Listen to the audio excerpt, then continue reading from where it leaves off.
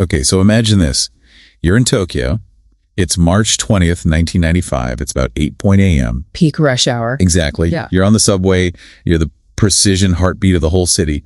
And then it just stops. The rhythm breaks. People start coughing violently. Yeah, their vision tunnels, they're foaming at the mouth. This wasn't just some horrible accident. It was a turning point. It really was. It was the moment the world woke up and realized that a non-state group could get their hands on weapons of mass destruction. And use them. So today we're opening a file called The Shadow of Armageddon. It's a deep dive into the Aum Shinrikyo cult and their sarin gas attack. And our mission here is to really figure out, how does a yoga school turn into what was essentially a shadow government capable of chemical warfare? And what were the cracks in Japanese society at the time that, let this happen? Well, to get the how, you really have to start with the when. Japan's bubble economy had just burst. So you have this whole generation of really smart, high-achieving young people who have all this material wealth, but they feel empty. And that's where Shoko Asahara steps in. His birth name was Chizo Matsumoto. Yeah, this partially blind yoga teacher who the sources say had this Cain complex, a deep resentment for the sighted world. But he didn't just sell them religion.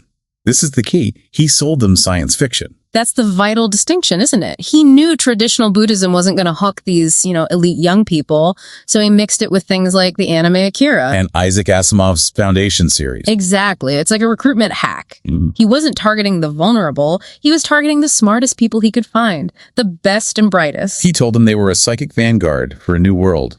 It played right into their intellectual vanity. And it worked. I mean, we're talking about chemists, physicists, doctors from top universities, Tsukuba, Kyo. Yeah, once he had that brain power, Aum stopped being a cult and started acting like a little country. They didn't just have a prayer hall. They had a Ministry of Science and Technology. And a Ministry of Defense. It's incredible. With the capital to back it up, over $1.3 billion in assets. They were building a machine. A machine that built a facility called Satyam 7.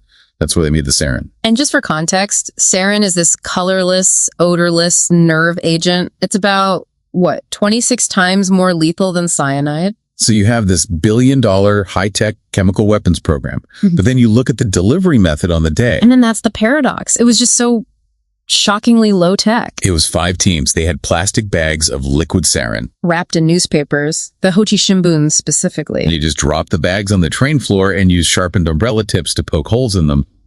Then they walked off. It really shows how desperate they were. Asahara knew a huge police raid was coming, March 22nd. So the attack on the 20th, it wasn't random terror. It was a diversion. A strategic one. He hit the subway lines that all converged on Kasumigaseki, the government district. He wanted to paralyze the police. The chaos was absolute. Yeah. 13 dead, thousands injured.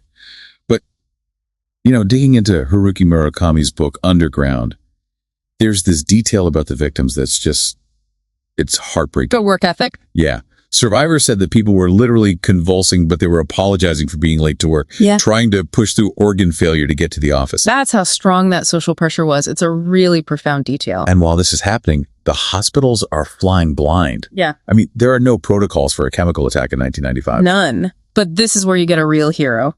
Dr. Nobuo Ishikawa at St. Luke's International Hospital. He's the reason the death toll wasn't so much higher. He saw the symptoms and immediately recognized it as organophosphate poisoning, like a massive pesticide exposure. He didn't wait for orders. What did he do? He faxed the treatment plan.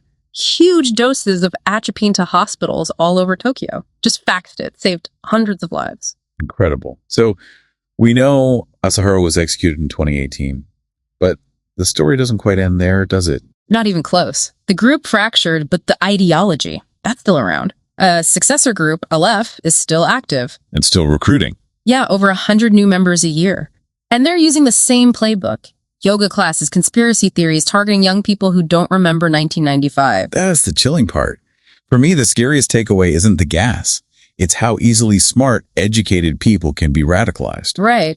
We think intelligence protects you, but Alemon proved that if you offer a higher cause, even a scientist will sacrifice their humanity. Which really makes you ask, how fragile is the stability of our cities when intelligence, fails like that?